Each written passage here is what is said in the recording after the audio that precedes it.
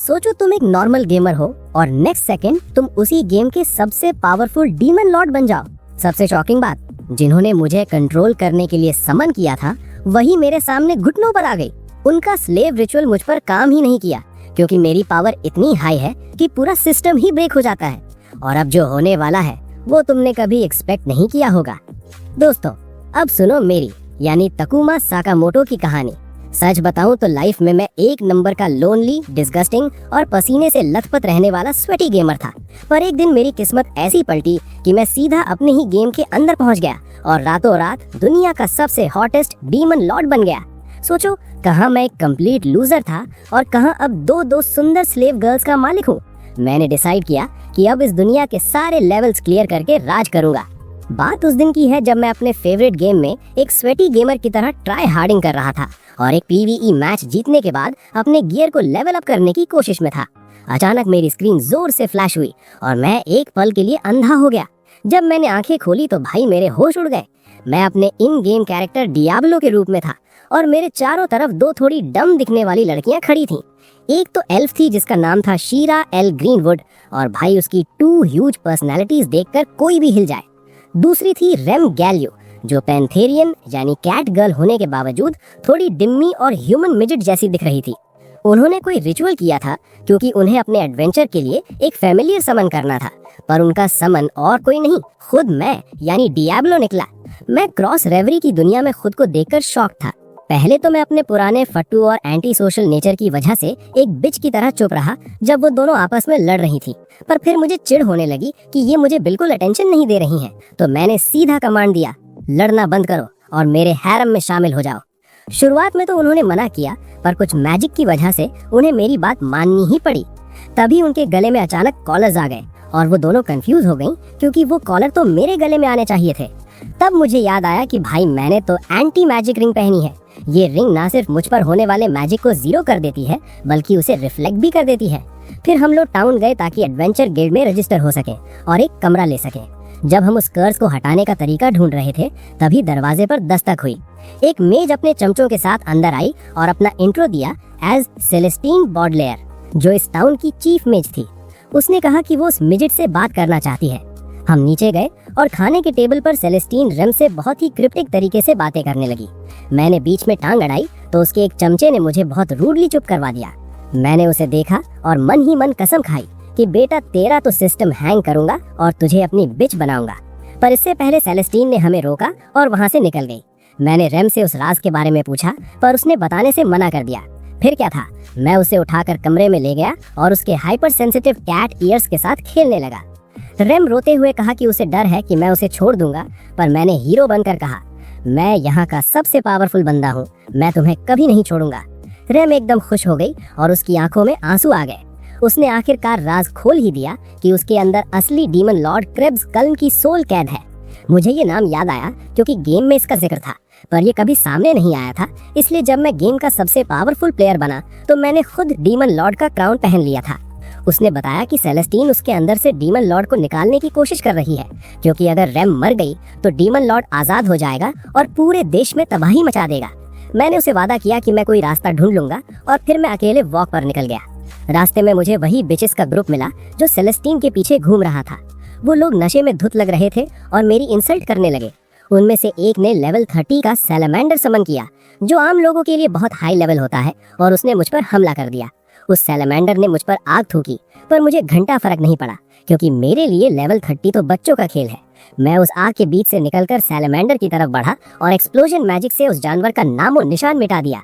फिर मैंने रिवील किया कि मेरा लेवल 150 है, जिसे सुनते ही उनकी फट गई और वो सब भाग खड़े हुए। अगले दिन मैं, शीरा और रेम एडवेंचरर्स के रूप में रजिस्टर होने गए। रेम पहले से रजिस्टर्ड थी पर मैं और शीरा नहीं थे। शीरा ने हमारे फॉर्म्स भरे क्योंकि मैं थोड़ा इलिटरेट शिटहेड हूँ जिसे इस दुनिया की लैंग्वेज समझ नहीं आती। उसके बाद हमें एक मिरर को टच करना था जो हमारा लेवल दिखाता है। शीरा का लेवल 30 था और रेम उससे थोड़ी स्ट्रॉन्ग यानी लेवल 40 पर थी। पर भाई जैसे ही मैंने उस मिरर को छुआ वो आउट ऑफ कंट्रोल हो गया और मेरे अगली फेस को देखकर टूट गया। तभी गिल्ड मास्टर सिल्वी आई। वो हमें अपने ऑफिस ले गई और मुझसे कहा कि तुम बहुत ज्यादा अगली हो पर मुझसे भी ज्यादा स्ट्रॉन्ग हो। मैं फिर भी उसके साथ काम करना चाहता था तो उसने मुझे क्वेस्ट दिया जो उसे लगा कि मेरी अगली इंसल्ट के लिए सही रहेगा। हमारा क्वेस्ट था जंगल में जाकर एक विशाल मैन ईटिंग स्नेक को हराना। लगता है सिल्वी ने मैन विद वाइल्ड को ज्यादा ही देख लिया है। हम 5 घंटे तक सफर करके जंगल पहुंचे, पर थोड़ी देर चलने के बाद शीरा ने इशारा किया कि कोई हमारा पीछा कर रहा है। मैंने उससे पूछा उसे कैसे पता, तो उसने कहा कि एल्व्स का सिक्स्थ सेंस बहुत तेज होता है। उसने पेड़ों के ऊपर उन लोगों की पोजीशन बताई और मैंने अपनी एम्बर रेन मैजिक यूज करके सारे पेड़ तबाह कर दिए और उन्हें बाहर निकलने पर मजबूर कर दिया। वो पीछा करने वाले कोई सड़क छाप चोर नहीं बल्कि एल्वन सोल्जर्स निकले। और भाई असली ट्विस्ट तो ये है कि ये जो मेरी चिपकू स्लेव शहरा है ना, ये एल्फ किंगडम की प्रिंसेस निकली। ये घर से इसलिए भागी थी क्योंकि वहाँ अपने ही भाई से शादी करने का रिवाज है। मतलब किस्मत देखो, बेचारी इंसेस्ट से बचने के लिए मेरे पास आ गई। इन सोल्जर्स को लगा कि मैंने उसे जबरदस्ती स्लेव बनाया है और वो उसे आजाद करने की धमकी देने लगे, पर शहरा ने साफ मना कर दिया। मैं आगे बढ़ा और उन्हें समझाया कि भाई वो जो चाहे कर सकती है, वो कोई अबला नारी नहीं बल्कि एक pro feminist blue head Karen की तरह अपनी मर्जी की मालिक है। इस पर उन घटिया आर्चर्स ने मुझ पर तीरों की बारिश कर दी, पर उन्हें क्या पता कि मुझ पर इन मक्खियों का कोई असर नहीं होने वाला। एल्व्स के होश उड़ गए। तभी उनका लीडर सामने आया और अपनी सबसे खतरनाक टेम्पेस्ट एरो चलाई, जो दिखने में काफी स्ट्रॉन्ग और हार्ड थी। उसने निशाना सधा और मुझ पर तीर छोड़ा। मैं वहीं जमकर खड़ा रहा। जब धूल बैठी तो तीर नीचे ऐसे गिरा जैसे मेरी सेल्फ एस्टीम, और मैं एकदम चमचमाता हुआ बाहर निकला। मैंने फिर अपनी एलिमेंटल मैजिक का जलवा दिखाया और पूरे मैदान को बर्फ का गोला बना दिया, जिससे सारे एल्व्स घुटनों पर आ गए और एक हुडेड फिगर छुपने की जगह से बाहर निकल आया। ये वही मेज एसोसिएशन का कचरा बंदा था जिसने मुझ पर सैलामेंडर से हमला किया था।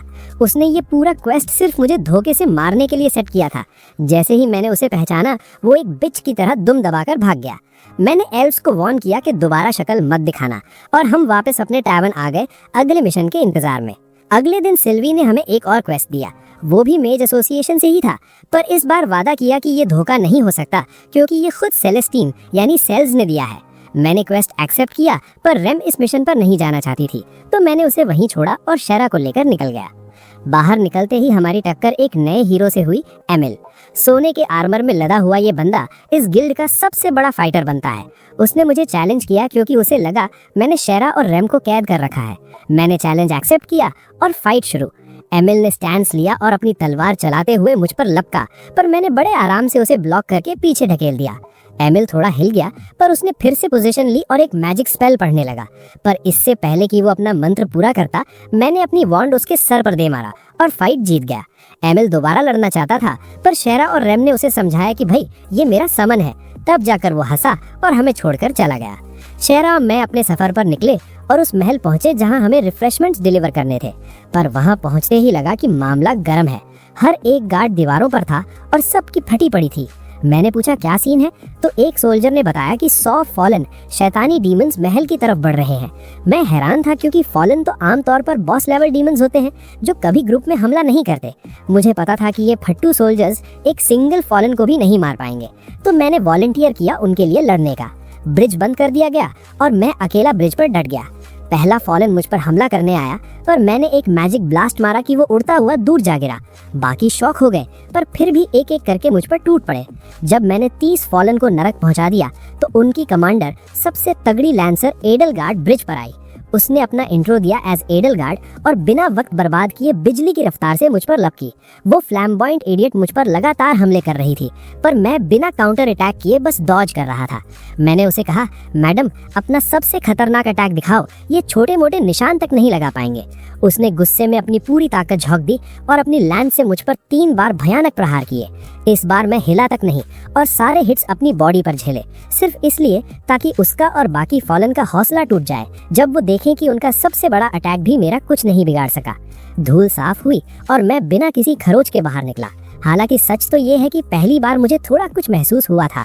मैंने उसे सरेंडर करने को कहा, पर तभी पीछे से एक सोल्जर ने चिल्लाकर बताया कि एक बहुत ही स्ट्रॉन्ग दुश्मन सिटी में घुस गया है और वो एडवेंचरर्स का कत्लेआम कर रहा है ताकि वो सेलेस्टीन और रेम तक पहुंच सके। मैं तुरंत समझ गया कि दुश्मन सेलेस्टीन को खत्म करना चाहते हैं ताकि प्रोटेक्टिव बैरियर गिर जाए और वो सब एक साथ हमला कर सके। मैंने एडलगार्ड और बाकी फॉलन को वार्न किया कि मैं अब अपनी सबसे हार्ड और पावरफुल मैजिक यूज करने वाला हूँ, तो पीछे हट जाओ, पर एडलगार्ड ने मना कर दिया।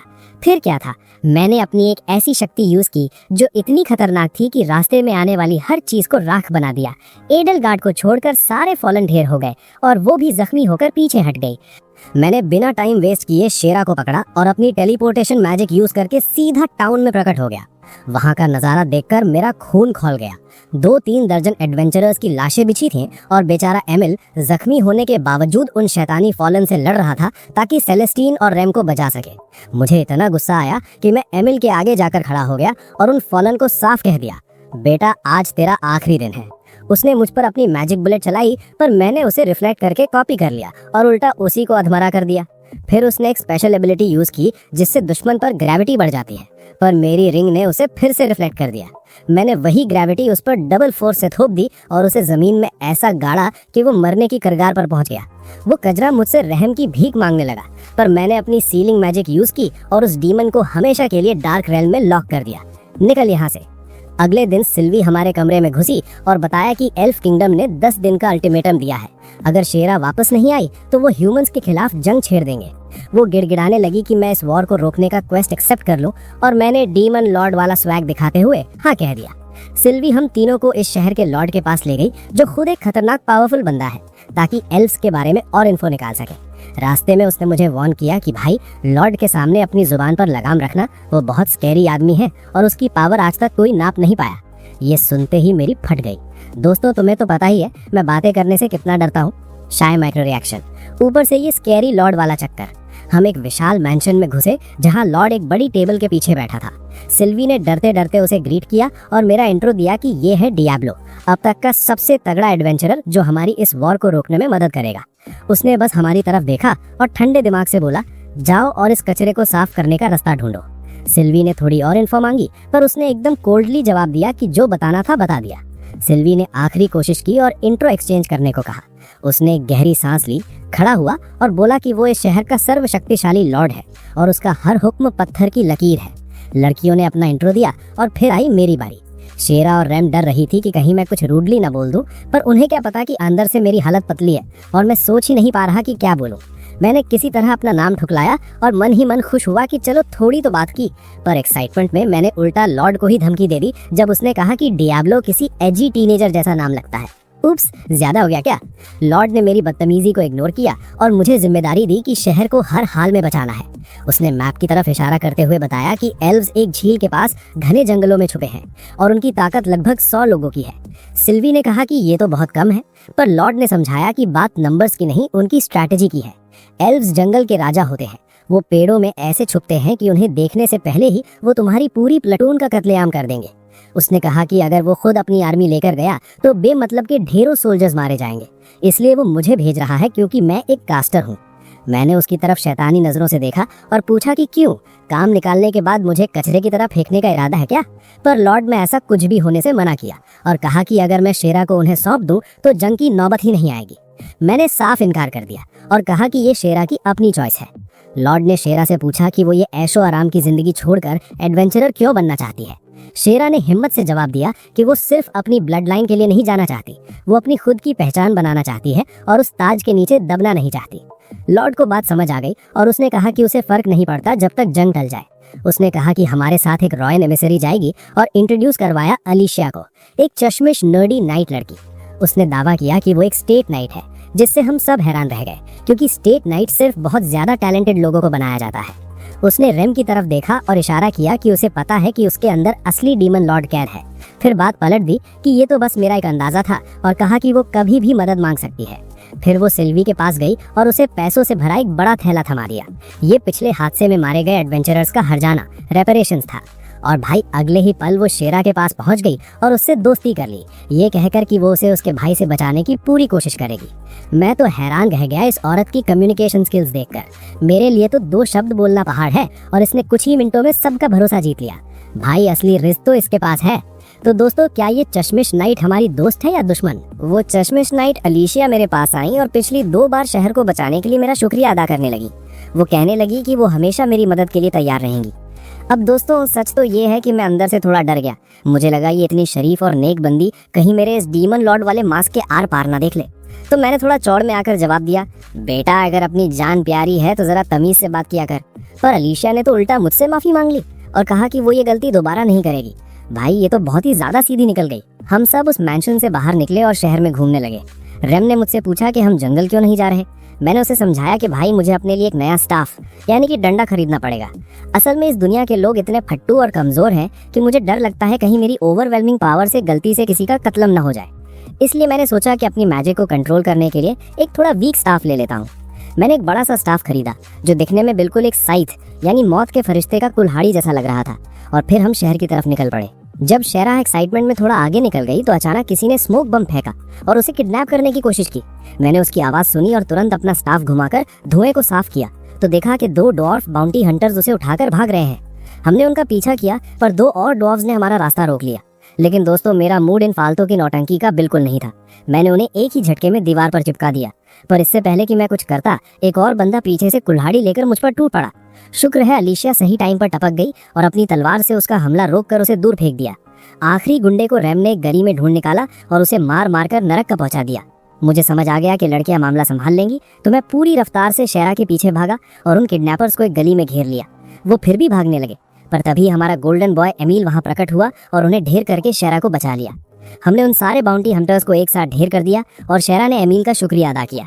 एमील ने बड़े स्वैग में कहा, मैडम चिंता मत करो, मैं औरतों का मसीहा हूँ, और मुझसे कहा कि इन क्रिमिनल्स को मेरे हवाले कर दो। वो उन्हें ले गया जबकि मैंने शेरा को वार्न किया कि अब से एक पल के लिए भी मेरी नजरों से दूर मत होना।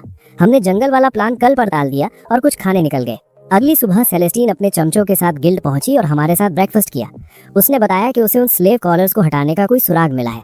हम हैरान रह गए और उससे डिटेल्स मांगने लगे। उसने बताया कि शहर से एक स्लेव कैरावैन निकलने वाला है जिसका मालिक कॉलर्स का मास्टर है। शायद वो हमारी मदद कर सके। मैं थोड़ा सोच में पड़ गया क्योंकि एक तरफ जंगल में एल्व्स से निपटना था और दूसरी तरफ ये स्लेव कॉलर वाली प्रॉब्लम भी बहुत बड़ी थी। अलीशिया ने कहा कि हमारी प्रायोरिटी एल्फ किंगडम और जंग रोकना होनी चाहिए, पर मैंने ऐलान कर दिया एल्व्स को हराना तो बच्चों का खेल है, पहले ये कॉलर्स हटवाएंगे। मैं उन सबको लेकर टाउन गया जहाँ हमने एक विशाल कैरावैन देखा। जैसे ही मैं अंदर घुसने वाला था मेरे पैर कांपने लगे। मुझे वो मांगा वाले स्लेव मार्केट से याद आने लगे। पर जब हम टेंट के अंदर गए तो भाई नजारा ही अलग था। वहाँ स्लेव्स बड़े मजे से चाय पी रहे थे, बातें कर रहे थे और हंस रहे थे। मतलब इनका तो सीन ही सेट था। तभी एक लंबी चौड़ी बंदी हमारे पास आई और मुझसे पूछा कि क्या तुम्हें स्लेव्स खरीदने हैं। फिर उसकी नजर मेरी दोनों हसीनों पर पड़ी और वो बोलने लगी कि अगर तुम इन हसीनों को बेचना चाहो तो मैं तुम्हें तगड़ी कीमत दे सकती हूँ। मैंने गुस्से में कहा, मैडम ये मेरी स्लेव्स नहीं है। वो औरत तुरंत मेरी ताकत पर कमेंट करने लगी। वो कह रही थी कि उसे मेरे अंदर अनबिलीवेबल पावर फील हो रही है। शेरा ने भी बीच में टांग लड़ाई और कहा कि उसे भी ये फील होता है। हमने उसे सेलेस्टीन का खत दिया। उसने बताया कि उसने रिफ्लेक्टेड मैजिक पर कभी काम नहीं किया, पर सेलेस्टीन ने भेजा है तो वो कोशिश करेगी। अचानक उस स्लेवर वुमेन ने रेम की तरफ देखा और कहा कि तुम्हारे अंदर से तो बहुत ही घटिया और शैतानी डीमन किंग जैसी एनर्जी आ रही है। इस बात से रेम को बहुत बुरा लगने लगा, तो मैंने उस औरत पर चिल्लाकर कहा कि चुप कर और वही कर जो तुझे बोला गया है। रेम ने मुझसे कहा कि वो बाहर खड़ी होना चाहती है क्योंकि उसे अच्छा नहीं लग रहा और अलीशिया उसके साथ चली गई। जाने से पहले रेम ने शेरा से पूछा, क्या तुम्हें हमेशा से मुझ में ये शैतानी शक्ति दिखती थी? शेरा ने मासूमियत से कहा, हाँ दिखती तो थी, इसलिए तो मुझे लगा कि तुम बहुत पावरफुल एडवेंचरर हो। उनके जाने के बाद मुझे टास्क दिया गया कि कॉलर्स रिलीज करने के लिए उनका मैजिक फ्लो ढूंढूं। मैंने शेरा के मैजिक फ्लो को पकड़ने की कोशिश की, पर भाई उसका फ्लो इतना कॉम्प्लेक्स और उलझा हुआ था कि मुझे हार माननी पड़ी। मैंने डिसाइड किया कि किसी और दिन ट्राई करूंगा। हम सब वापस गिल्ड आ गए जहां मैं थकान से चूर था और बेचारी रेम और अलीशिया मुझे सहानुभूति यानी सिंपैथीज देने लगी। भाइयों, तो किस्सा ये है कि मैंने डंडा तो नया खरीद लिया, पर मैजिक फ्लो को समझने की मेरी कोशिश अभी भी फेल ही चल रही है। कॉम्प्लेक्सिटीज इतनी ज्यादा है कि मेरा दिमाग दही हो गया। उधर मेरी कैट गर्ल रेम भी कहने लगी कि वो आज बहुत थक गई है और सोना चाहती है, और सच बताऊं तो मैं भी वही चाहता था। नॉटी विंक। उसने अलीशा से पूछा कि वो कहाँ रुकेगी, तो चश्मिश ने बताया कि उसने बगल वाला कमरा रेंट पर लिया है और वो वहीं ठहरेगी। इससे पहले कि अलीशा कमरे से बाहर कदम रखती, अचानक एक बांसुरी फ्लूट की आवाज गूंजने लगी। रेम को तो वो धुन बड़ी प्यारी लगी, पर शरा भाई उसके तो होश ही उड़ गए। वो पसीने पसीने होकर अपनी कुर्सी से उठ खड़ी हुई और थर थर कांपने लगी। तभी दरवाजा खुला और एक एल्फ बांसुरी बजाता हुआ अंदर दाखिल हुआ। शरा उसे देखकर एकदम शॉक हो गई और उसे अपना भाई कहकर पुकारा, भाई आप यहाँ। हम सब दंग रह गए जब उसने अपना इंट्रो दिया एज कीरा एल ग्रीनवुड, शरा का बड़ा भाई और एल्फ किंगडम का क्राउन प्रिंस। उसने हमारे सामने झुककर सलाम किया और शरा से बोला कि वो उसे वापस ले जाने आया है क्योंकि घर पर सब बहुत परेशान है। शरा डर के हमारे पीछे हटने लगी तो मेरा डीमन लॉर्ड वाला गुस्सा फट पड़ा। मैं उसके मुंह के एकदम पास गया और धमकी भरे लहजे में पूछा, क्यों रे, तू ही वो नमूना है ना जिसने शरा पर बाउंटी रखी थी? कीरा ने बड़े आराम से मान लिया और कहा कि उसे पता है कि उसके भेजे हुए बाउंटी हंटर्स को मैंने और मेरी पार्टी ने ढेर कर दिया है। पर भाई लौंडा एक नंबर का झूठा निकला। सफेद झूठ बोलते हुए कहने लगा कि वो तो बस ये चेक करना चाहता था कि शरा किसी ऐसे मर्द के साथ है या नहीं जो उसका ख्याल रख सके और उसे प्रोटेक्ट कर सके। उसने माफी मांगते हुए कहा कि अगर इससे कोई तकलीफ हुई हो तो आई एम सॉरी। भाई इसकी एक्टिंग देखकर तो ऑस्कर दे दूं। अलीशा ने बीच में उनके डिक्लेयर किए हुए वॉर की बात छेड़ी, पर कीरा ने पलटकर जवाब दिया कि उसका इंसानों से जंग करने का कोई इरादा नहीं है। वो तो बस उसके पिताजी थोड़े ज्यादा ही वरिड हो गए थे, इसलिए उन्होंने गुस्से में ये सब कर दिया। एक पल के लिए मुझे लगा शायद ये सच बोल रहा है, पर शेरा अचानक चिल्ला पड़ी कि उसके भाई का ये काम और नाइस बिहेवियर एकदम नकली है, वो असलियत में ऐसा बिल्कुल नहीं है। अलीशा ने भी उसका साथ देते हुए कहा कि पिछली बार जब इसने जबरदस्ती की थी तो ये फेल हो गया था, इसलिए अब ये सीधा बनने का नाटक कर रहा है। कीरा ने फिर से माफी मांगी और कहा कि वो अपने राजपाट में इतना बिजी हो गया था कि शेरा को ध्यान ही नहीं दे पाया, पर अब वो सब ठीक कर देगा। तब रेम बीच में बोली, देखो भाई तुम झूठ बोल रहे हो या सच, हमें घंटा फर्क नहीं पड़ता। मैटर ये करता है कि शेरा क्या चाहती है, फैसला उसका होगा कि वो यहाँ रुकेगी या तुम्हारे साथ जाएगी। हैरानी की बात ये थी कि कीरा तुरंत मान गया।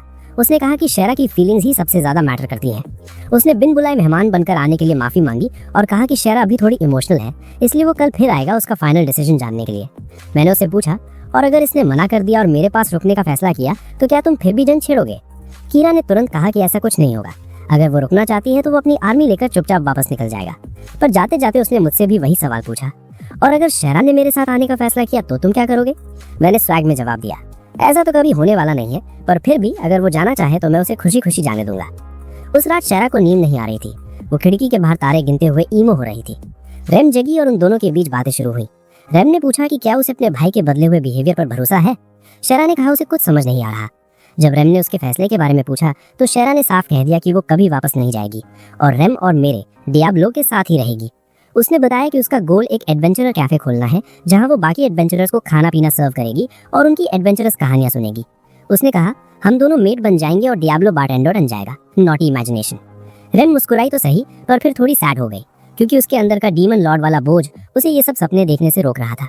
शेरा ने मदद करनी चाहिए, पर रेम ने कहा कि इस मामले में कोई कुछ नहीं कर सकता। दोनों सो गए, पर उधर जंगल में कीरा एक पेड़ की चोटी पर बैठा अपनी बांसुरी बजा रहा था और एक शैतानी हंसी हंस रहा था। लौंडा कोई बहुत ही घटिया प्लान बना रहा था। अगले दिन अलीशा और रेम सेलेस्टीन सेल्जे को प्रिंस कीरा के आने की रिपोर्ट देने निकल गए और अलीशा ने मुझे वार्न किया कि अगर कीरा आए तो अपना गार्ड टाइट रखना। उनके जाने के बाद मैं पोशंस बनाने में बिजी हो गया और शेरा मुझे बड़े ध्यान से देख रही थी। जब काम खत्म हुआ तो मैं बाकी सबके आने का इंतजार करने लगा, पर तभी वही पुरानी धुन गूंजी। मैंने खिड़की से बाहर देखा तो कीरा एक रथ में बैठा वही बांसुरी बजा रहा था। मैं पीछे मुड़ा तो देखा शेरा दरवाजे के पास खड़ी थी और उसने अचानक कहा, डियाब्लो मैं एल्फ किंगडम वापस जाना चाहती हूँ अपने भाई के साथ। भाइयों ये क्या सीन है? कल तक जो मेट बनने के सपने देख रही थी वो अचानक यू टर्न कैसे ले गई? मैंने शेरा को रोकने की बहुत कोशिश की, पर वो एक नहीं सुन रही थी। उसने साफ कह दिया कि उसे अपने किंगडम वापस जाना है क्योंकि वहाँ उसकी कुछ ड्यूटीज हैं। मैं उसके पीछे भागा, पर तब तक प्रिंस कीरा उसे रथ में बिठा चुका था। उसने मुझे मेरी वही पुरानी प्रॉमिस याद दिलाई कि मैं शेरा के फैसले की रिस्पेक्ट करूंगा। मैं वहाँ बेबस खड़ा देखता रहा और वो कमीना कीरा शेरा को लेकर निकल गया। मैं वहीं सुन खड़ा था। तभी अलीशा और रेम वहाँ पहुंचे और मुझे होश आया। मैंने उन्हें सब बताया और टूटे दिल के साथ अपने कमरे में घुस गया। पूरा दिन मैं डिप्रेशन में बेड पर लेटा रहा, पर शाम को रेम मेरे पास आई। मैंने उसे बताया कि मुझे पक्का यकीन है कि कीरा की उस बांसुरी यानी कि फ्लूट में कोई मैजिकल प्रॉपर्टी है जिसने शेरा को ऐसा बिहेव करने पर मजबूर किया, पर मेरे पास कोई सबूत नहीं था। रेम खड़ी हुई और बोली कि वो शेरा को बचाने जाएगी चाहे मैं मदद करूं या नहीं। उसके मोटिवेशन ने मुझ में जान फूंक दी और मैंने ठान लिया कि मैं शेरा को वापस लाऊंगा। हम तीनों जंगल में घुसे और भाई गुस्से में मैंने पूरा जंगल ही फूंक दिया। सारे छुपने वाले एल्व्स अपनी जान बचाने के लिए बाहर निकल आए। मैं सीधा एक टेंट में घुसा और वहाँ का नजारा देखकर मेरा खून खौल गया। बेचारी शेरा को एक खंबे से बांधा गया था और वो स्लाइम उससे चिपका हुआ था। मैंने एक ही झटके में उसके बंधन काट दिए। मैंने उसे वादा किया कि मैं उसे कभी अकेला नहीं छोड़ूंगा और फिर मैं कीरा की तरफ मुड़ा। वो जलता हुआ जंगल देखकर दंग था और मुझ पर प्रॉमिस तोड़ने का इल्जाम लगाने लगा। मैंने साफ कहा कि शेरा उसके मैजिक के असर में थी। कीरा ने फिर से शेरा की तरफ देखकर उंगली चटकाई। शेरा तुरंत फिर से पोजेस्ड हो गई और कहने लगी कि वो कीरा के साथ जाना चाहती है। पर दोस्तों मैं उसका मास्टर हूँ। मैंने उसे ऑर्डर दिया कि वो किसी भी मैजिक के असर के बिना असलियत बताए और हमारे स्लेव कॉलर्स ने कीरा के मैजिक को नलिफाई कर दिया। शेरा ने तुरंत कहा कि वो मेरे साथ रहना चाहती है। ये सुनते ही कीरा पागला हो गया और उसने मुझे मारने के लिए खतरनाक मॉन्स्टर समन किया, एक विशाल हाइड्रा। भाई वो हाइड्रा देखकर मैं थोड़ा शॉक था क्योंकि मैंने ऐसा मॉन्स्टर गेम में कभी नहीं देखा था। मैंने उसकी डिफेंस टेस्ट की पर उसकी रीजेनरेटिव एबिलिटीज बिल्कुल मेरी तरह तगड़ी थी। ऊपर से वो एलिमेंटल मैजिक यूज कर रहा था जिसे मैं रिफ्लेक्ट नहीं कर सकता था। मैंने बहुत कोशिश की पर मुझे कोई वीकनेस नहीं दिख रही थी। तभी पीछे से शेरा चिल्लाई कि हाइड्रा का एक कोर है जो उसकी बॉडी में इधर उधर मूव करता रहता है, उसे खत्म करो। मैंने उसकी एडवाइस मानी और हाइड्रा पर टूट पड़ा। मैंने उसके अटैक को डॉज किया और उसकी नीचे से स्लाइड करते हुए एक भयानक अटैक मारा जिसने हाइड्रा के कोर के साथ उसकी पूरी बॉडी के परखच्चे उड़ा दिए। कीड़ा हार गया और जमीन पर गिर पड़ा। मैं उसे मौत के घाट उतारने ही वाला था कि शेरा ने मुझे रोक दिया। मैंने उसकी बात मानी और उसे छोड़ दिया, पर इससे पहले कि वो फटू भाग पाता, एक इनविजिबल अटैकर ने उसका सर धड़ से अलग कर दिया। हम सब दंग रह गए जब पता चला कि वो कोई और नहीं, इस शहर का लॉर्ड यानी गैल्फर्ड था, जो अपनी पूरी सेना लेकर आया था। उसने मुझसे कहा कि वो एल्फ किंगडम पर हमला करने वाला है और डिमांड किया कि मैं शेरा को उसके हवाले कर दूं। जब मैंने मना किया तो उसने मुझे एक मैजिकल केज में कैद कर दिया जहां से निकलना नामुमकिन था। अलीशा मेरे आगे आई और अपनी तलवार निकाली, पर गैल्फर्ड ने एक पल में उसकी तलवार के 2 टुकड़े कर दिए। मैंने उस केज के मैजिक फ्लो को पकड़ा और उसके कोर को ढूंढकर उसे तबाह कर दिया और बाहर निकल आया। लॉर्ड ने मुझे चैलेंज किया और मैंने एक्सेप्ट कर लिया। उसने मुझे संभलने का मौका तक नहीं दिया और लगातार अटैक्स की बारिश कर दी। मुझे लेवल 30-40 वाले लोग मिलते थे, पर यह बंदा कम से कम लेवल 120 का था। इस दुनिया का सबसे तगड़ा अपोनेंट। मुझे उसे रोकने के लिए एक ट्रैप बिछाना पड़ा जिससे वो काफी इंप्रेस हुआ। मैंने उसे फ्रीजिंग स्पेल में कैद करने की कोशिश की, पर वो उसे तोड़कर मुझ पर तलवार से हमला ही करने वाला था कि मैंने अपनी मैजिक से उसे दूर फेंक दिया और फाइट खत्म कर दी। मैंने उसे मारने से मना कर दिया और हम गिल्ड वापस आ गए क्योंकि मेरी सारी एनर्जी ड्रेन हो चुकी थी।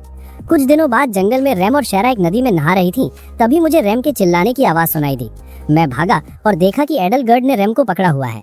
मुझे देखते ही उसने रैम को छोड़ दिया और कहा कि उसे पता चल चुका है कि डीमन लॉर्ड की सोल रैम के अंदर है। उसने यकीन दिलाया कि वो रैम को चोट नहीं पहुंचाएगी, क्योंकि रैम को कुछ हुआ तो डीमन लॉर्ड भी खतरे में पड़ जाएगा।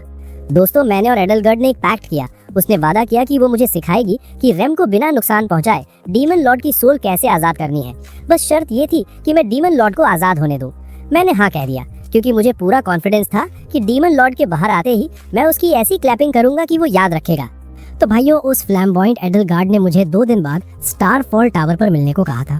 वो दिन आखिरकार आ गया, पर इससे पहले कि हम बाहर निकल पाते, हमारी चश्मिश दोस्त अलीशा टपक गई।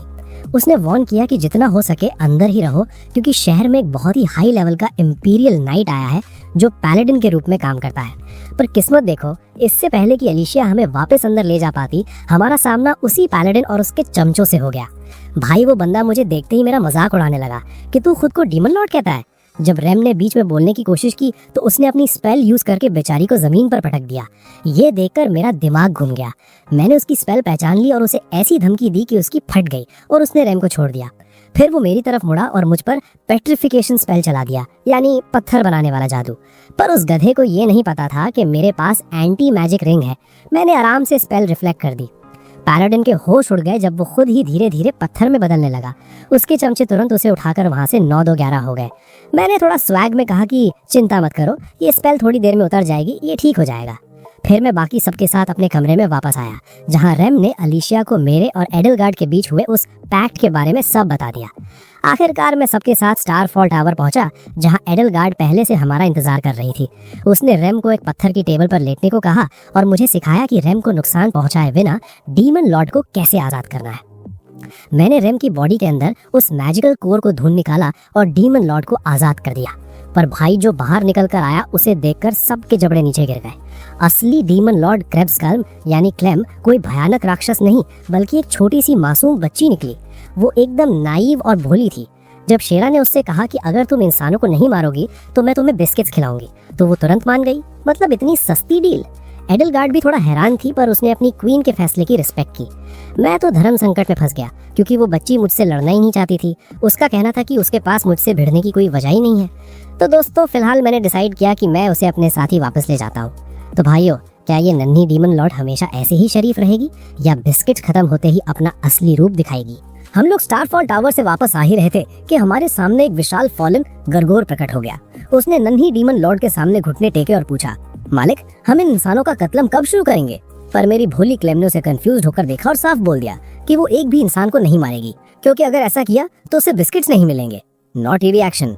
बिस्किट्स के लिए इतना बड़ा सैक्रिफाइस? ये सुनकर वो फॉलन गुस्से से पागल हो गया, जो शायद सबसे पुराना और ताकतवर फॉलन था। उसने डिसाइड किया कि डीमन लॉर्ड का पुनर्जन्म अधूरा है, इसलिए वो क्लेम को मार देगा ताकि उसे फिर से असली रूप में जिंदा कर सके। वो उस पर लपका, पर एडलगार्ड ने रास्ता रोक लिया और उसे डीमन लॉर्ड के फैसले की रिस्पेक्ट करने को कहा। पर भाई, वो फॉलन तो एक नंबर का गुंडा निकला। उसने एडलगार्ड को पीछे ढकेला और उसके पेट में एक भयानक पंच मारा। फिर उसने एडलगार्ड का सर पकड़कर उसे निचोड़ने लगा, क्योंकि उसने डीमन लॉर्ड को ढंग से जिंदा नहीं किया था।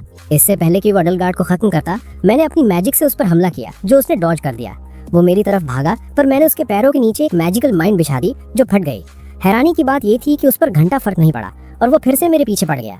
उसने दूरी कम की और अपनी मैजिकल लैंड से मुझ पर अटैक किया, पर मैंने अपनी मैजिक रिफ्लेक्शन एबिलिटी यूज की, जिससे उल्टा उसी को चोट पहुंची। उसे रियलाइज हो गया कि वो मुझे नहीं हरा सकता, तो उसने नन्ही क्लेम पर हमला करने का सोचा, पर रेम ने सही वक्त पर उसे धक्का देकर बचा लिया। मैंने उसका रास्ता रोका और उसे खत्म करने की धमकी दी, पर कमीना एक चिड़िया बनकर वहाँ से फुर्र हो गया। मैंने डिसाइड किया कि इस बच्ची को अपने साथ ही रखूंगा ताकि ये सेफ रहे, और शेरा ने उसका नाम रखा क्लेम। जब हम अपने कमरे में पहुंचे तो मैं बेड पर ढेर हो गया, क्योंकि मेरी सारी मैजिक एनर्जी खत्म हो चुकी थी। अगले दिन हम सब ब्रेकफास्ट के लिए बाहर गए, पर वापस आते वक्त मैंने नोटिस किया कि अलीशिया, क्लेम और रेम गायब है। मेरा दिमाग घूम गया। मैं पागलों की तरह हर गली में उन्हें ढूंढने लगा। उधर वो चश्मे से अलीशिया उन्हें एक अंधेरी गली में ले गई और रेम के सामने अपना असली चेहरा दिखाया। उसने बताया कि वो चाहती है कि क्लेम के अंदर से असली शैतानी डीमन लॉर्ड बाहर आए, क्योंकि वो इंसानों और उनके भ्रष्टाचार से नफरत करती है। वो चाहती थी कि क्लेम सबको मार दे ताकि इंसानियत की नई शुरुआत हो सके। रेम के तो होश उड़ गए, पर इससे पहले कि वो कुछ बोलती, वही फट्टू पैलेडिन अपने चमचों के साथ टपक गया। अलीशिया ने क्लेम और रेम को उसके हवाले कर दिया, ये कहकर कि ये डीमन लॉर्ड के सपोर्टर्स हैं। रेम ने एक बीस्ट समन किया, पर पैलेडिन ने उसे मार दिया और उन्हें कैद करके चर्च ले गया। वहाँ उसने क्लेम के सामने रेम को टॉर्चर करना शुरू किया ताकि इन्फो निकाल सके। उसने रेम का एक कान काट दिया और उसके कंधे में खंजर घोंप दिया। Heart broken reaction. भाई, रेम के साथ ये देखकर मेरा खून खौल रहा था। क्लेम ने उसे रोकने की कोशिश की, पर उसने क्लेम पर भी तलवार चला दी, जिससे उसे थोड़ी चोट आई। क्लेम को गुस्सा आने लगा और पैलेडिन को समझ आ गया कि ये एक डीमन है, तो उसने उसे मारने की कोशिश की। रेम बीच में कूद गई और वो अटैक अपने ऊपर ले लिया। दोनों जमीन पर गिर गईं और फिर उस जल्लाद पैलेडिन ने रेम को 4 बार खंजर मारा। रेम वहीं ढेर हो गई। ये देखकर क्लेम का गुस्सा फट पड़ा और वो असली डीमन लॉर्ड में बदल गई। उसने एक पल में पैलेडिन का कचरा कर दिया और पूरे चर्च को उड़ा दिया। मैंने धमाका देखा और पूरी रफ्तार से उस तरफ भागा। मैंने शेरा को हीलिंग पोशंस दिए और रेम को ढूंढने भेजा, जबकि मैं उस बेकाबू डीमन लॉर्ड को रोकने के लिए तैयार हो गया। क्लेम ने मुझ पर हमला किया, पर मैंने डॉज कर लिया। उसके अटैक्स डॉज करना आसान था, पर भाई वो इतने पावरफुल थे कि एक भी लगता तो मेरा गेम ओवर था। मैंने डिसाइड किया कि अपनी सबसे पावरफुल स्पेल यूज करूंगा। मैं उसके चारों तरफ मैजिकल सर्कल्स बनाने लगा। क्लेम मेरा पैटर्न समझ गई और पंच मारने की बजाय अपनी डार्क मैजिक अटैक यूज की, जिसे मैंने आखिरी पल में ब्लॉक किया। उसने मुझे संभलने का मौका नहीं दिया और फिर से अटैक किया, पर इस बार मैंने उसे रिफ्लेक्ट कर दिया। इतने बड़े अटैक के बाद भी वो खड़ी हो गई और मुझ पर एक विशाल पत्थर फेंका। मैं फिर से उसके चारों तरफ भागने लगा मैजिकल सर्कल्स बनाने के लिए। उधर शेरा ने पोशंस यूज करके रेम को जिंदा तो कर दिया, पर तभी उनकी तरफ एक बड़ा पत्थर आया, जिसे हमारे एमिल ने सही वक्त पर ब्लॉक करके उन्हें वहाँ से निकाला। फाइनली मैंने क्लेम के चारों तरफ एक सर्कुलर रिंग पूरी की और अपनी भयानक स्पेल चलाई। क्लेम बुरी तरह जख्मी थी, पर फिर भी खड़ी होने की कोशिश कर रही थी। मेरी मैजिक खत्म होने वाली थी, पर तभी रेम और शेरा उसके पास पहुंची। उन्होंने क्लेम से बात की और उसके असली मासूम रूप तक पहुंचने में कामयाब रही। इससे क्लेम का गुस्सा ठंडा हुआ और वो वापस अपनी नॉर्मल बच्ची वाली फॉर्म में आ गई। जब तक ये सब खत्म हुआ, सूरज निकल चुका था और सिल्वी हमारे पास आई। उसने कहा कि वो क्लेम पर भरोसा नहीं करती और उसे इंपीरियल गार्ड्स को सौंपना चाहती है, पर मैंने एक मस्त डीमन लॉर्ड वाला प्रपोजल दिया। मैंने कहा मैं क्लेम को एनस्लेव कर लूंगा, जिससे वो हमेशा मेरा हुक्म मानने पर मजबूर रहेगी। मैंने सक्सेसफुली क्रेब्स को एनस्लेव कर लिया और सिल्वी ने डिसाइड किया कि वो ये राज सबसे छुपा कर रखेगी कि क्लेम ही असली डीमन लॉर्ड है। हम वापस अपने कमरे में गए, पर उस रात अचानक अलीसिया दबे पांव अंदर आई और उसने शेरा की गर्दन पर चाकू रख दिया। इस चश्मिश का दिमाग फिर खराब हो गया क्या? वो हमें दूसरे कमरे में ले गई, जहाँ बुरी तरह जख्मी एडलगार्ड लेटी हुई थी। अलीसिया ने गिड़गिड़ाते हुए हमसे मदद मांगी। हालांकि क्लेम ने शुरू में मना कर दिया, पर मैंने एज अ मास्टर उसे ऑर्डर दिया कि इस लड़की को बचाओ। क्लेम ने एक पावरफुल स्पेल चलाई और एडलगार्ड की जान बच गई। अलीसिया हमारी इस अच्छाई को देखकर इतनी ओवरवेल्म्ड हो गई कि उसने धोखा देने के गम में अपनी ही जान लेने की कोशिश की, पर मैंने अपनी मैजिक से उसकी तलवार को राख यानी डिसइंटीग्रेट कर दिया और उसे बचा लिया। मैंने उसे समझाया कि बेटा, मरना आसान है, अब जिंदा रहकर उन सब लोगों का कर्ज चुकाओ जो तेरी वजह से मारे गए। वो रोती आंखों से मुस्कुराई और मान गई। इस इंसिडेंट को अब कुछ महीने बीत चुके हैं और मैं, शेरा और रेम मजे से चिल कर रहे हैं। एक दिन हमने सोचा कि थोड़ी वेल डिजर्व धूप से इंगली जाए। तभी मैंने डिसाइड किया कि मैं एक नई मैजिक टेस्ट करूंगा। जब लड़कियों ने पूछा कि अब क्या नया कांड करने वाले हो, तो मैंने रिवील किया कि मैं काफी टाइम से फ्लाइंग मैजिक पर काम कर रहा हूँ और अब उन्हें दिखाने के लिए रेडी हूँ। मैं एक पुराने सड़े हुए लकड़े के लट्ठे यानी लॉक के पास गया, अपनी वॉन्ड निकाली और स्पेल पढ़नी शुरू की। अचानक वो लकड़ा हवा में तैरने लगा। दोनों हसीनों के होश उड़ गए, क्योंकि उन्होंने ऐसा चमत्कार पहले कभी नहीं देखा था। मैंने स्वैग में कहा कि मुझ जैसे डीमन किंग के लिए उड़ना तो बच्चों का खेल है, और दिखाने के लिए मैं उस लट्ठे पर कूद कर बैठ गया। फिर मैंने थोड़ा और फ्लेक्स करने के लिए उसे और ऊंचा और दूर उड़ाना शुरू किया, पर लकड़ा लड़खड़ाने लगा। तब मुझे रियलाइज हुआ कि भाई इस स्पेल पर अभी और मेहनत लगने वाली है। मैं अपने लेवल बढ़ाने के बारे में सोच ही रहा था कि तभी जंगल के बीच से एक विशाल बीम ऑफ लाइट निकलते हुए दिखी। शेरा और रेम को भी महसूस हुआ कि जंगल की गहराइयों में कोई बहुत तगड़ी मैजिक यूज हो रही है। मैं उस ऑरा की तरफ खिंचा चला गया, पर तभी थर्ड मेरी फ्लाइट मैजिक खत्म हो गई और मैं नीचे गिरने लगा। मैं पेड़ों की टहनियों से टकराता हुआ सीधा एक नरम और गुई चीज पर जा गिरा। जब मैंने मुड़कर देखा तो वहाँ एक सफेद रंग की सुंदर लड़की लेटी हुई थी जो मुझे भगवान यानी गॉड कहकर पुकारने लगी। मैं कंफ्यूज था, तभी एक बंदा मुझ पर चिल्लाने लगा कि मैंने इसके बीस्ट मशरूम को मार दिया है। मैंने देखा कि वो बंदा होली चर्च का एक पैलेडिन लग रहा था और शक्ल से उसे सॉसेजेस काफी पसंद लग रहे थे। इसका तो चेहरा ही पोर्क जैसा है। मैंने तुरंत अपना टफ गाय वाला मास्क पहना और उससे कहा कि मुझे तेरे मशरूम की घंटा परवाह नहीं, मैं डीमन किंग हूँ। पर इससे पहले कि मैं पूरा बोलता, वो लड़की फिर से मुझे गॉड बोलने लगी। वो मेरी तरफ भक्ति भरी नजरों से देख रही थी और उसने अपना इंट्रो दिया एज लुमचेना यानी लम, जो मेरी एक बहुत पुरानी और कट्टर फॉलोअर है और सदियों से मेरी प्रार्थना कर रही थी। वो खुद को ढकते हुए मेरा शुक्रिया अदा करने लगी। उधर वो सॉसेज गजलर चिल्लाया कि ये कोई गॉड नहीं, सिर्फ एक नीच डीमन है। मैंने उसे करेक्ट करने की कोशिश की कि बेटा डीमन किंग बोलो, पर लुमचना ने फिर बीच में टोककर मुझे गॉड बुला दिया। उसने दावा किया कि मैं उसकी प्रेयर्स की वजह से सीधा स्वर्ग से यहाँ टपका हूँ। फिर उसने मुझे वार्न किया कि ये पैलेडिन बहुत हाई रैंकिंग और डेंजरस है। मैंने पूछा कि चर्च अपनी ही एक प्रीस्ट को क्यों मारना चाहता है, तो उसने जवाब दिया कि वो चर्च के एक बड़े ऑफिसर विशिस के ऑर्डर्स फॉलो कर रहा है। फिर पैलेडिन ने कहा कि बहुत बातें हो गई और एक वाइल फेंककर एक विशाल हंटर वर्म समन कर लिया। मैंने पहचान लिया कि ये कम से कम लेवल 60 का है। मैंने उसकी तारीफ की कि शहर में तो इतना स्ट्रॉन्ग कोई नहीं है, पर मेरे सामने ये मक्खी है। तभी मेरे नीचे की जमीन धंस गई और मैं लुमचना के साथ नीचे गिरा। उस कीड़े ने ट्रैप बिछाया था। मैंने लुमचना को पकड़ा और कीड़े के जबड़े बंद होने से पहले ही डॉज करके बाहर निकल आया। मैंने तुरंत मुड़कर विंड मैजिक यूज की और उस कीड़े के हजारों टुकड़े कर दिए। पैलेडिन शॉक हो गया क्योंकि उसने मुझसे इतने हाई लेवल की मैजिक एक्सपेक्ट नहीं की थी। वो मजाक उड़ाने लगा कि अब तो तेरा माना खत्म हो गया होगा, पर मैंने स्वैग में जवाब दिया कि बेटा ऐसे 100 स्पेल्स और मार सकता हूँ। उसने गुस्से में ढेर सारी वाइल्स फेंकी जिससे बहुत सारे हाई लेवल मॉन्स्टर्स निकल आए, पर दोस्तों मैं हिला तक नहीं। मैंने एक भयानक आइस मैजिक स्पेल चलाई जिसने पूरी जमीन और उन मॉन्स्टर्स के साथ पैलेडिन को भी एक सेकंड में जमाकर बर्फ का गोला बना दिया। फिर मैंने लुमचना की तरफ देखा और रियलाइज किया कि उसे भी ठंड लग रही होगी, पर बेचारी आगे बढ़ी और मेरे हाथों में ही बेहोश हो गई। शेरा और रेम भागते हुए जंगल में आई और उन्होंने मुझे एक बेहोश लड़की को पकड़े हुए देखा। उन्होंने पूछा क्यों, क्या इसका भी क्लैप सेशन कर दिया? मैंने कहा नहीं भाई, अब मैंने वो सब बंद कर दिया है, और हम उसे लेकर टाउन निकल गए।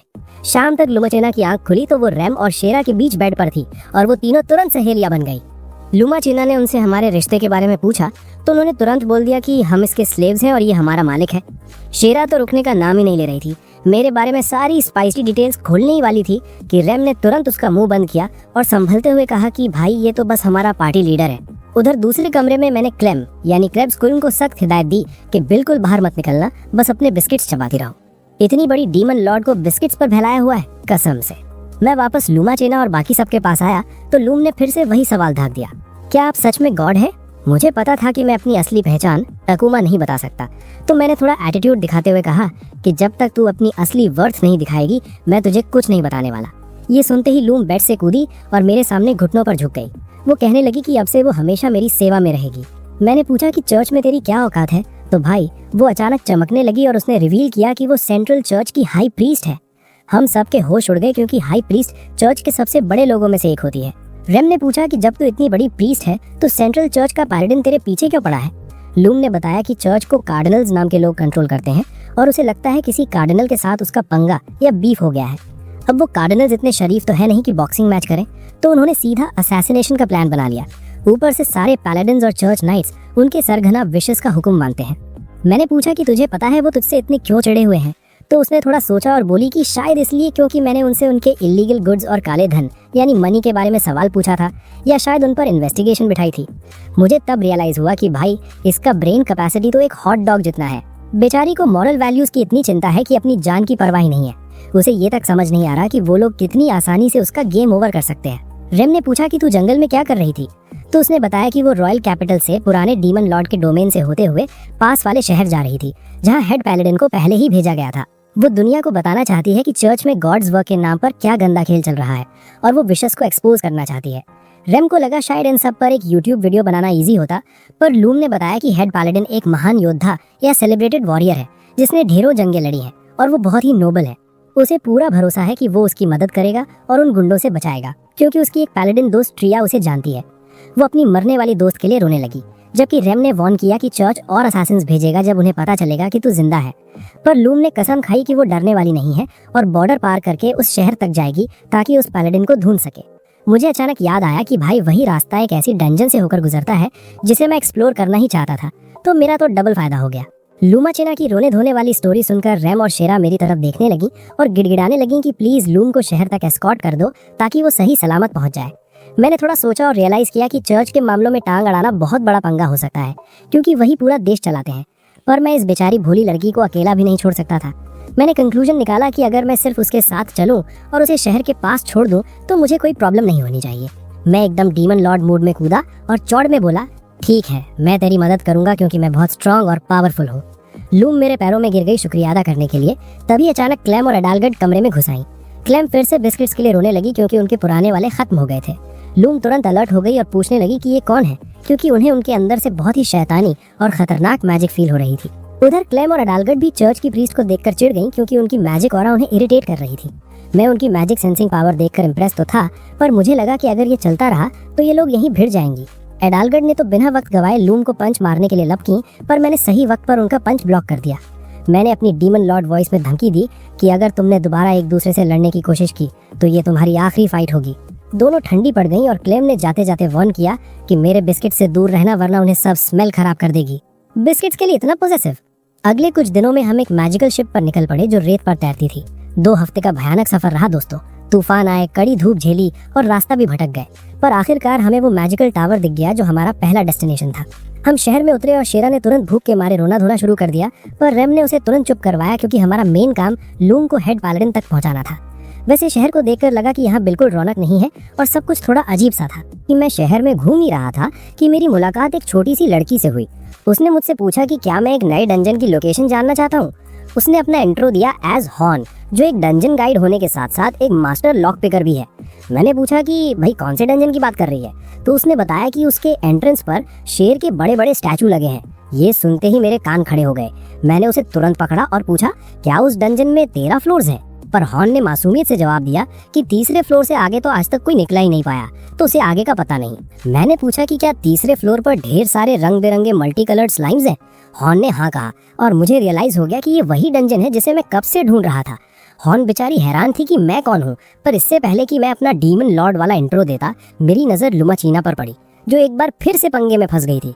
वो एक गरीब औरत और उसके बच्चे का बचाव कर रही थी। उस औरत को अपने बच्चे के इलाज के लिए एक प्रीस्ट की जरूरत थी, पर वहाँ के पैलेडिन ने उसे लात मारकर दूर हटा दिया क्योंकि उसके पास पैसे नहीं थे। हॉर्न ने मुझे धीरे से बताया कि ये एरिया थोड़ा रिस्की है क्योंकि यहाँ के पैलेडिन एक नंबर के डिपशेट्स हैं और जो भी उनके सामने खड़ा होता है वो उस पर बहुत हिंसा यानी वायलेंस करते हैं। मैंने देखा कि लुमा बेचारी उनसे बहस कर रही है और थोड़ी परेशान है। मुझे उसका ये बोल्ड अंदाज काफी पसंद आया, पर जैसे ही उस पैलेडिन ने उसे पंच मारने के लिए हाथ उठाया, मैं बिजली की रफ्तार से बीच में प्रकट हो गया। मैंने अपनी मैजिक वॉन्ड का एक ही झटका मारा और उस गुंडे को उड़ता हुआ दूर फेंक दिया। शेरा ने तो खुशी के मारे तालियां बजानी शुरू कर दी, पर मेरा ध्यान उस गरीब औरत पर था। मैंने उससे पूछा, क्या मामला है? उसने बताया कि उसका बच्चा बहुत बीमार है और उसने उसकी जांघ पर अजीब से टैटूज दिखाए। दोस्तों, मैंने देखते ही पहचान लिया, ये डेथ नेल डिजीज थी, जो एक भयानक महामारी यानी एपिडेमिक है। उस औरत ने रोते हुए कहा कि अगर एक भी और निशान आया तो उसका बच्चा मर जाएगा।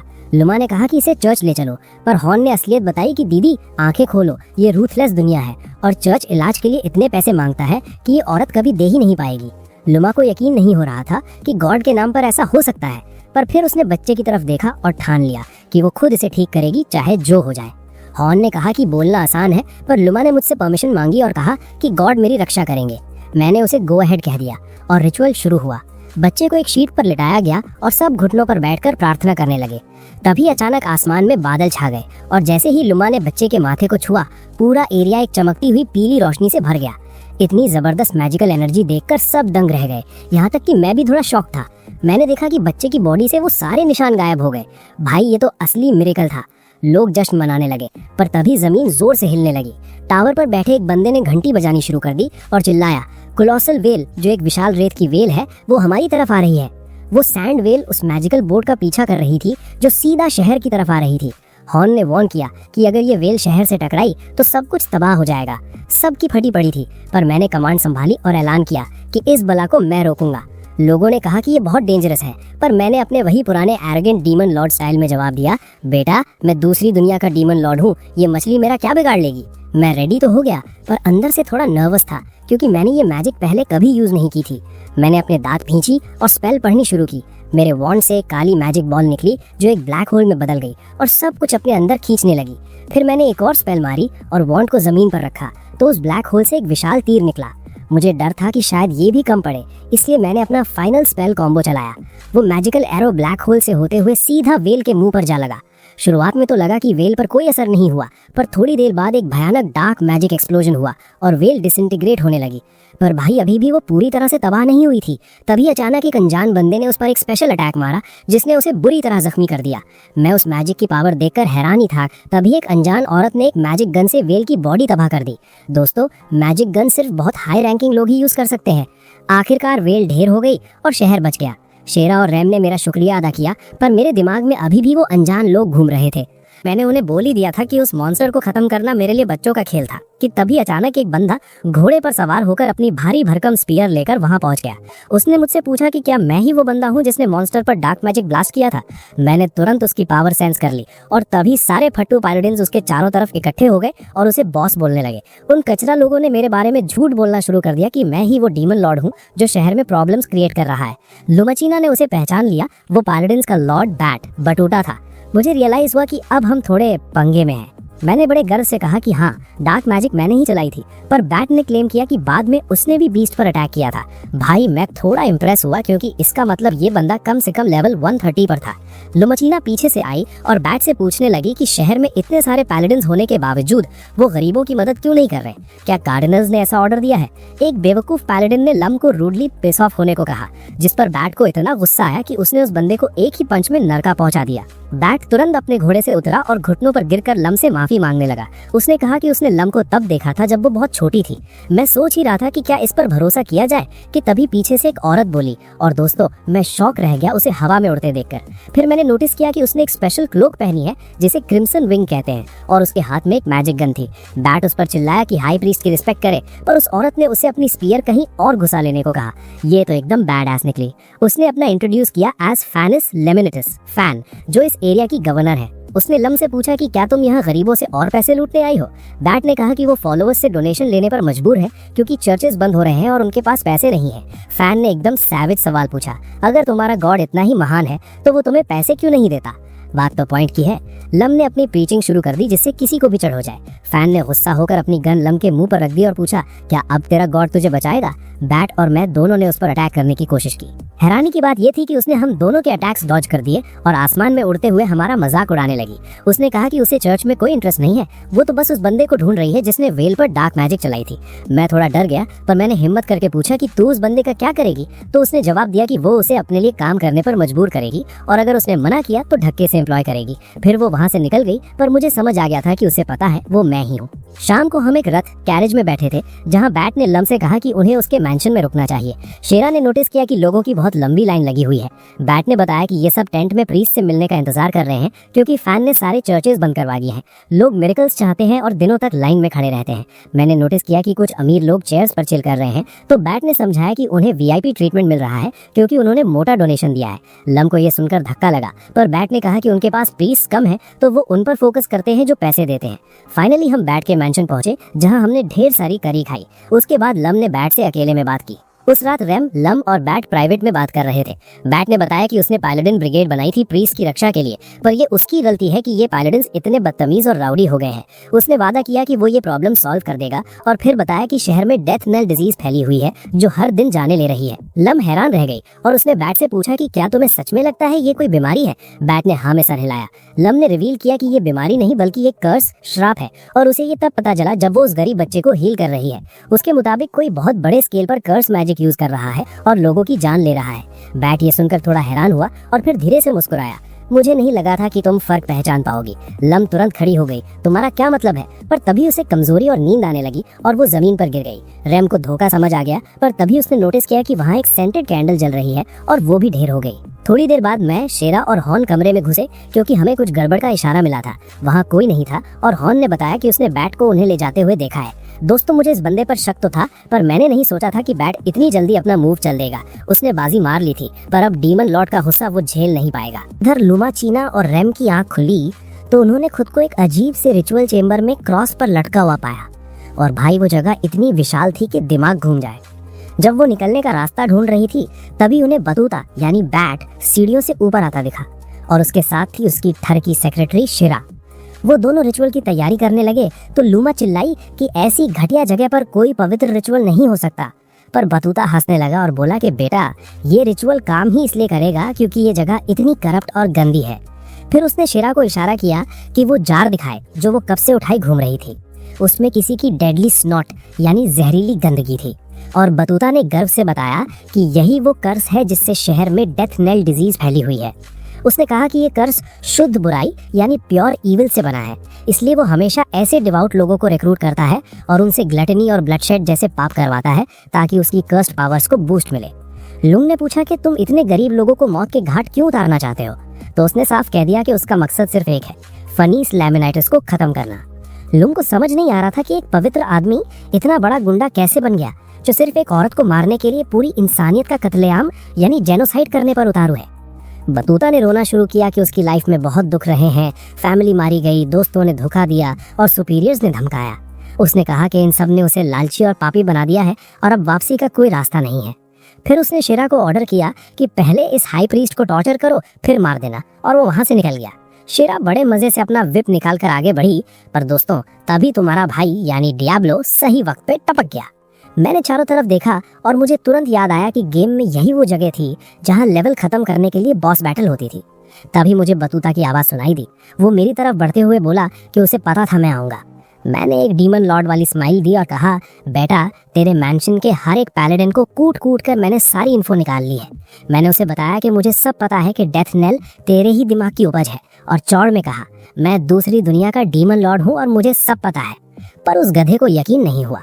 मुझे थोड़ा बुरा लगा, सैड रिएक्शन, कि सिर्फ रेम और शिरा ही इतनी भोली हैं जो मुझ पर आंख बंद करके भरोसा करती हैं कि मैं सच में डीमन किंग हूँ।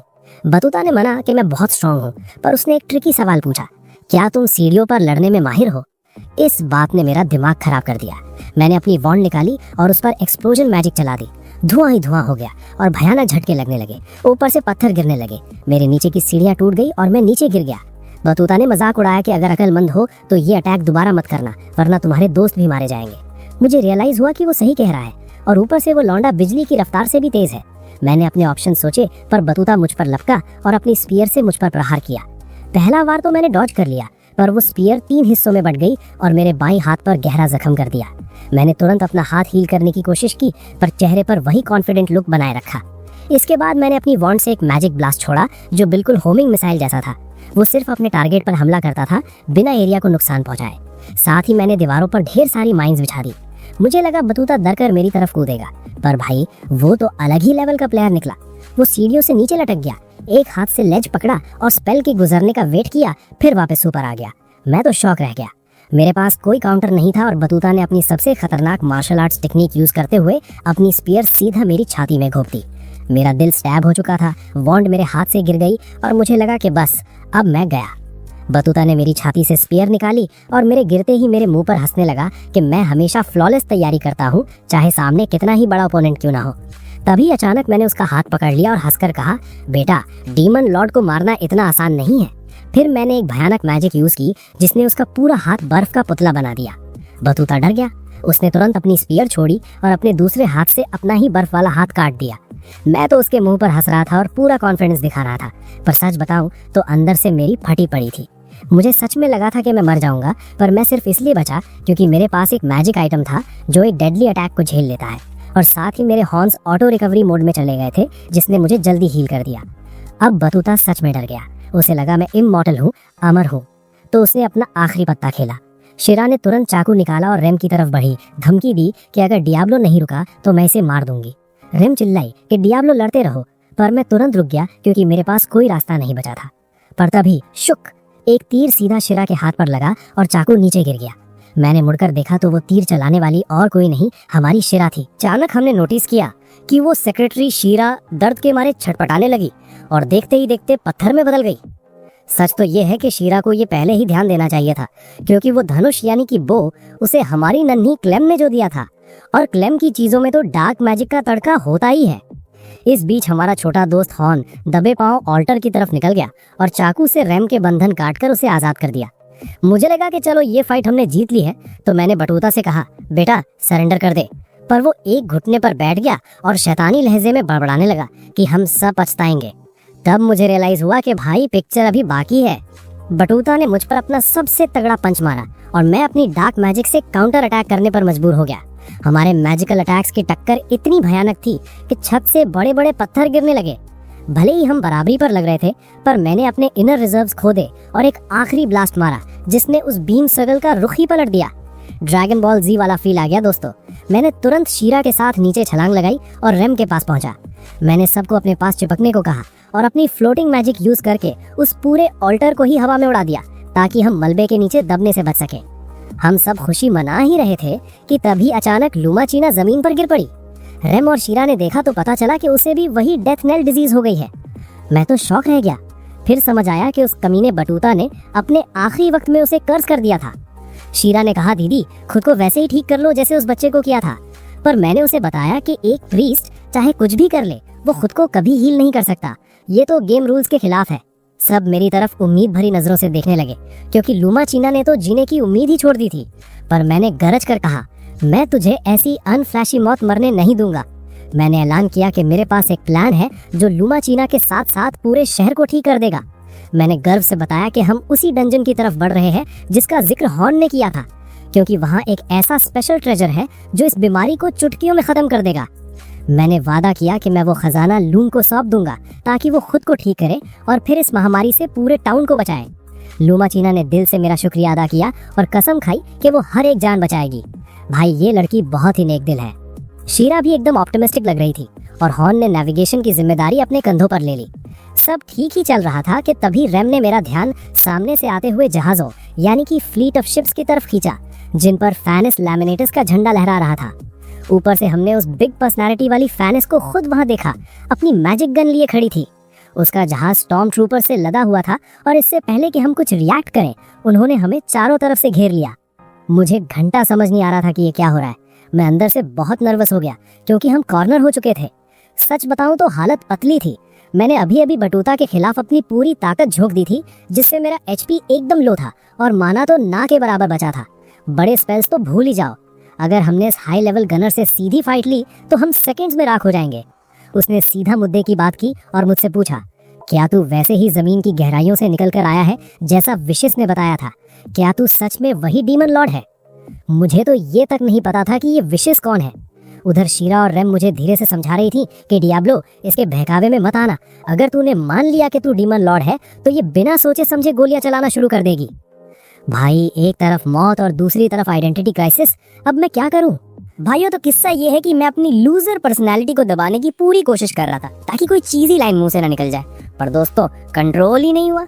मैं जोर से चिल्ला पड़ा कि मैं हूँ डीमन लॉर्ड डियाब्लो और मेरी महिमा और टोटल डोमिनेशन के रास्ते में जो भी आएगा वो राख हो जाएगा। शेरा और रेम ने अपना सर पकड़ लिया। उन्हें समझ आ गया कि मेरा कुछ नहीं हो सकता। मैं अपने कैरेक्टर में इतना घुस गया कि अपनी वॉन्ड निकालकर हवा में लहराने लगा और चिल्लाया कि मैं डर कर छुपने वालों में से नहीं हूँ। अगर फैनेस और उसके चमचों में दम है तो हमला करे, पर याद रखना तुम सबकी मौत बहुत भयानक होगी। फैनिस भी कहाँ पीछे हटने वाली थी। वो पलट कर चिल्लाई कि उसे किसी रेबिड डॉग यानी बावरे कुत्ते के भौंकने से डर नहीं लगता, और उसने अपने सोल्जर्स को मुझ पर निशाना साधने का ऑर्डर दे दिया। सोल्जर्स गोली चलाने के लिए तैयार थे और लड़कियों की फटी पड़ी थी कि अब क्या होगा। मैं शॉक रह गया ये देखकर कि उसके पास इतने सारे मैजिक गन्स वाले बंदे हैं। मुझे लगा अब बचने का कोई रास्ता नहीं है कि तभी अचानक ल्यूमाचीना यानी लम खड़ी हुई और फैनिस के सामने जाकर उसे रुकने को कहा। उसने दावा किया कि डियाब्लो हमारा दुश्मन नहीं है। उसने ना सिर्फ मुझे बल्कि इस पूरे शहर के लोगों को बचाया है। लम ने कहा कि वो मेरे हर एक एक्शन की पूरी जिम्मेदारी लेने को तैयार है, क्योंकि उसके लिए मैं इंसानियत का साथी हूँ। भाई इतना प्योर भरोसा देखकर तो मैं भी थोड़ा पिघल गया। फैनिस ने ताना मारा कि अगर ये साथी है तो खुद को डीमन लॉर्ड क्यों कहता है। पर इससे पहले कि मैं कोई बेवकूफी भरा जवाब देता, शेरा और रेम दोनों आगे बढ़ी और ऐलान किया कि हम पास वाली डंजन में जा रहे हैं ताकि डेथ नेल रिलीज का इलाज ढूंढ सकें। शेरा ने फैनिस से कहा कि मैडम थोड़ा सब्र रखो, होल्ड योर हॉर्सेस, कम से कम हमारे वापस आने तक तो रुको। फैनिस को उन पर बिल्कुल भरोसा नहीं था। उसे लगा ऐसा कोई इलाज होता ही नहीं है। उसने पूछा कि एक डीमन लॉर्ड होने का दावा करने वाला बंदा इस बीमारी का इलाज क्यों ढूंढेगा। लिमोचिना ने तुरंत अपनी जूसी चिकन थाइज यानी जांघें दिखाई जिन पर वो क्रॉस वाले निशान थे और कहा कि डियाब्लो को मेरी और आम लोगों की फिक्र है, इसीलिए वो उस मौत से भरी डंजन में जा रहा है। फैनिस को ये सब बड़ा मनोरंजक यानी अम्यूज लगा। उसने कहा कि वो हमें कैद यानी प्रिजनर्स बना लेगी और सारी इन्फो निकालेगी। पर भाइयों, मैं कैप्चर होने वाला बंदा नहीं हूँ। मैंने अपनी वॉन्ड पकड़ी और अपनी स्पेशल अर्थ मैजिक यूज की। एक मैजिक सर्कल चमका और अचानक हमारे बगल की जमीन भयानक तरीके से हिलने लगी, जिससे फैनिस के चमचों की फट गई। मैंने तुरंत लिमोचिना को गोद में उठाया। नॉटी माइक्रो रिएक्शन, भाई वेट तो कम ही था, और बाकी सबको कहा कि मेरे साथ रहो। हम सब वहाँ से भाग निकले और फैनिस के चंगुल से बच गए। शाम तक हम रेगिस्तान में उस शिपरेक के नीचे बैठे थे जहाँ हॉर्न हमें लेकर आई थी, और हमने खुले आसमान नीचे कैंप फायर पर खाना खाया।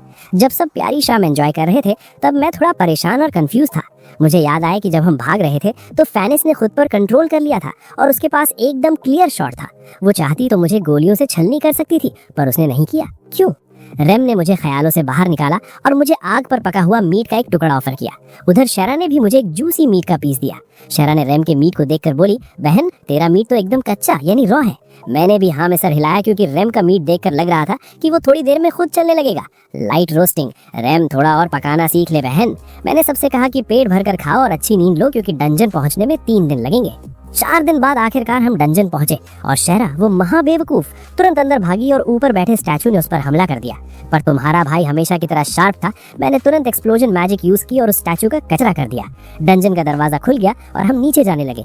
तब हॉर्न ने समझाया कि हर फ्लोर पर एक ट्रैप है और उन्हें पार करके ही हम अगले लेवल पर जा सकते हैं। पहला लेवल एक विशाल भूल भुलैया यानी मेज था, जिसे पार करके ही हम अगले फ्लोर पर जा सकते थे। शेरा डर रही थी कि कहीं हम खो न जाएं, पर रेम तो मजे ले रही थी। वो कहने लगी कि बहन अगर यहाँ खो गई तो थोड़े दिन में तेरा स्केलेटन ही मिलेगा। शेरा तुरंत मुझसे चिपक गई। नॉटी रिएक्शन, भाई ये तो एडवांटेज मिल गया। पर मुझे सिग्मा मेल बने रहना था जो लड़कियों के बहकावे में नहीं आता, तो मैंने कूल बनते हुए कहा, हट जा मुझसे दूर। इससे शेरा रोने लगी, पर शुक्र है रेम ने शेरा को संभाल लिया, ये कहकर कि डियाब्लो ने ऐसा इसलिए किया ताकि वो आराम से मूव कर सके और तेरी रक्षा कर सके। मैं मन ही मन खुश था कि रेम ने मामला संभाल लिया, वरना बेइज्जती हो जाती। लम ने पूछा कि हम इस मेज से कैसे निपटेंगे, तो हॉर्न ने दावा किया कि फिक्र की कोई बात नहीं, उसके पास पूरे मेज का मैप है जब वो पिछली बार यहाँ आई थी। उसने पॉकेट से मैप निकाला, पर दोस्तों वो देखकर दंग रह गई। मेज पूरी तरह बदल चुका था। मैंने उसे बताया कि इस मेज की दीवारों का पैटर्न हमेशा बदलता रहता है, जिसका मतलब ये है कि यहाँ कोई भी मैप बेकार है। सब मेरी नॉलेज देखकर हैरान थे, पर उन्हें क्या पता कि मैं ये गेम पहले ही चाट चुका हूँ। तो भाइयों, क्या मैं बिना किसी मैप के इस शिफ्टिंग मेज से अपनी हैरम को बाहर निकाल पाऊंगा? और वो स्टैचू वाला हमला तो बस ट्रेलर था, असली क्लैपिंग तो अभी बाकी है। इसी के साथ ये एनिमे यहीं एंड होती है, लेकिन मैंने इसे थोड़े अलग स्टाइल में एक्सप्लेन किया है। अगर तुम्हें ये तरीका पसंद आया हो तो कमेंट में जरूर बताना। क्या मैं ऐसे ही नेक्स्ट वीडियोस बनाऊं या फिर अपने पुराने स्टाइल पर वापस जाऊं? सच में जानना है मुझे। तो चलो 50 कमेंट्स का टारगेट रखते हैं, देखते हैं कितने लोग सपोर्ट करते हैं। अब मैं तुम्हारे कमेंट्स का वेट करूंगा और मिलते हैं नेक्स्ट वीडियो में।